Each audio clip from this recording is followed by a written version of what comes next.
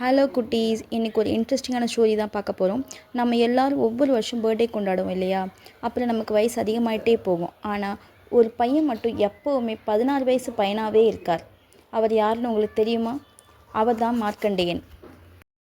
அவர் எப்படி யமதர்மராஜாவையே பார்த்து பயப்படாமல் சிவபெருமானோட அருளை பெற்று என்றும் 16 அப்படின்ற வரத்தை வாங்கினார் அப்படின்றத பற்றி வாங்க இந்த கதைக்குள்ளே போய் தெரிஞ்சுக்கலாம். முன்னொரு காலத்தில் மிருகண்டர் என்ற ஒரு ரிஷியும் அவரது மனைவி மருதவதியும் வாழ்ந்து வந்தனர். அவர்களுக்கு வெகு நாட்களாக குழந்தை இல்லை. மிருகண்டர் சிவபெருமானை நோக்கி ஒரு கடுந்தவம் மேற்கொண்டார். அவரின் கடுந்தவத்தினை மெச்சிய சிவபெருமான் மிருகண்டரின் முன் தோன்றினார். மிருகண்டா, உன் பக்தியைக் கண்டு நான் மகிழ்கிறேன். நீ விரும்பும் வரத்தை கேள். இறைவா, குழந்தை செல்வம் இல்லாத எனக்கு ஒரு மகன் பிறக்க அருள் புரிய வேண்டும் என்கிறார் மிருகண்டர்.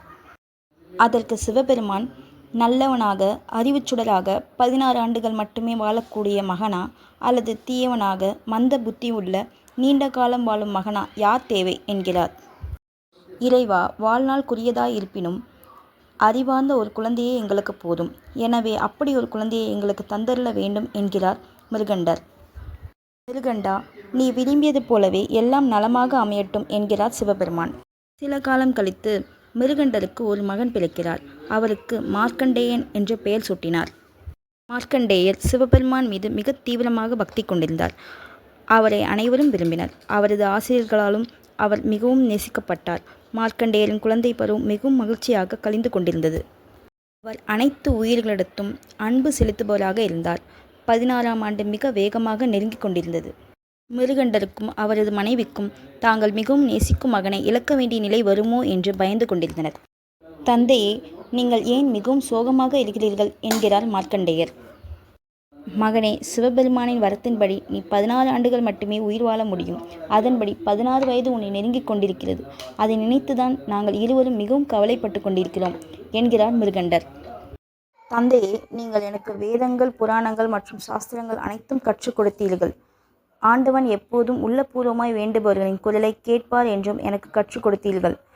16 ஆண்டுகள் மட்டுமே வாழ வேண்டும் என்று ஆணையிட்டது சிவபெருமான் தானே. என் வாழ்நாளை நீட்டிக்குமாறு அவரிடம் வேண்டப் போகிறேன்.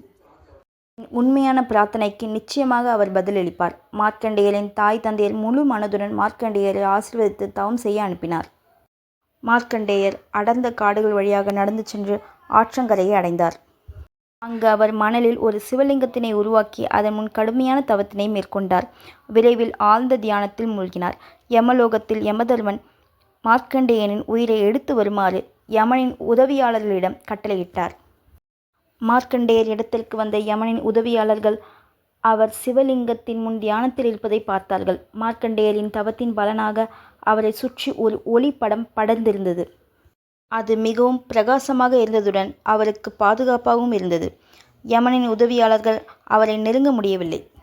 ஏன் அவனை நம்மால் நெருங்க முடியவில்லை? நாம் வெறுங்கையோடு சென்றால் யமதர்மராஜா நிச்சயம் நம்மை தண்டிப்பார். என்ன செய்யலாம்? அவனை பார்த்தால் சாதாரண பையனாக தெரியவில்லை. அந்த சிவலிங்கம்தான் அவனை காப்பாற்றுகிறது என நினைக்கிறேன். வா, நம் தலைவனிடம் போய் சொல்வோம் என்கிறார் யமனின் உதவியாளர்கள்.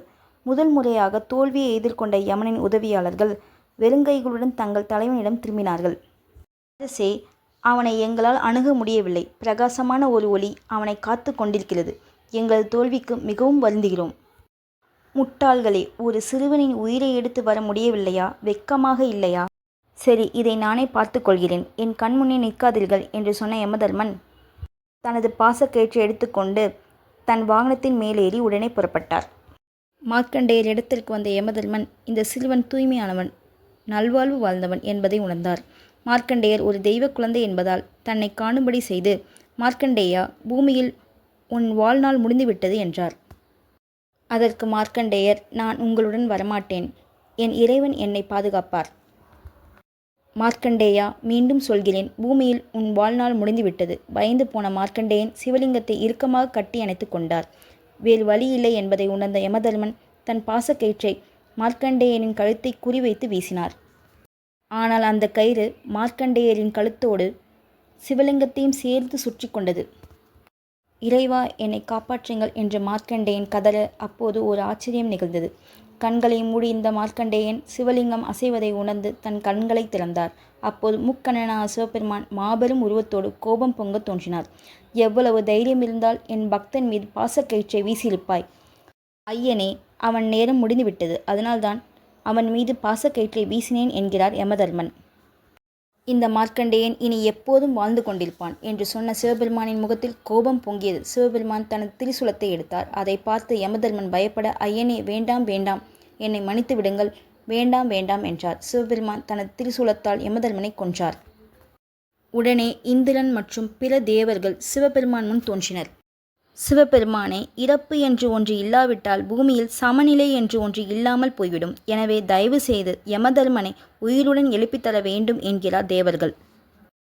உண்மைதான், யமன் இருந்தால் மட்டும்தான் பூமியில் சமநிலை காக்கப்படும். ஆனால் இந்த மார்க்கண்டேயன் என்னென்றும் உயிருடன் வாழ்வான், அவனுக்கு என்றுமே மரணம் நெருங்காது என்று கூறிய சிவபெருமான் உடனே யமதர்மன் உயிருடன் வர அருள் புரிந்தார். உயிர் பெற்ற யமதர்மன், இறைவா, நான் செய்த தவறை மன்னிக்க வேண்டுகிறேன். இப்பொழுது நான் உண்மையான பக்தியின் வலிமையை புரிந்து கொண்டேன். உன் தவறு மன்னிக்கப்படுகிறது. இனி நீ எப்போதும் போல் உன் கடமையை செய்யலாம் என்கிறார் சிவபெருமான். மார்க்கண்டேயர் சிவபெருமானின் காலில் விழுந்து வணங்கி, இறைவா, எனக்கு எதுவும் வேண்டாம், உம்மை தரிசித்ததே எனக்கு போதும். உன் பெற்றோரிடம் சொல் மார்க்கண்டேயா, அவர்களுக்கு பிறகும் நீ சிரஞ்சீவியாக என்றும் 16 வயது சிறுவனாக வாழ்வாய் என்பதை சொல். இவ்வுலகில் என்றும் அமைதியை நிலைக்க செய். உனக்கு என் ஆசிகள் எப்போதும் உண்டு. சரி குட்டீஸ், உங்களுக்கு இந்த ஸ்டோரி பிடிச்சிருக்கா? உண்மையான பக்தி இருந்தால் யமனை கூட ஜெயிக்கலாம். குட்டீஸ், உங்களுக்கான கேள்வி: யமனை தடுத்து மார்க்கண்டேயரை காப்பாற்றியவர் யார்? Option A Sivaperuman, option B Indiran. உங்கள் ஆன்சர் ஆப்ஷன் ஏவா அல்லது பியான்ட்டு கமெண்ட் பாக்ஸில் கமெண்ட் பண்ணுங்கள். நாளைக்கு இன்னொரு இன்ட்ரெஸ்டிங்கான ஸ்டோரியில் வந்து உங்களை சந்திக்கிறேன். டாட்டா, பை பை குட்டீஸ்.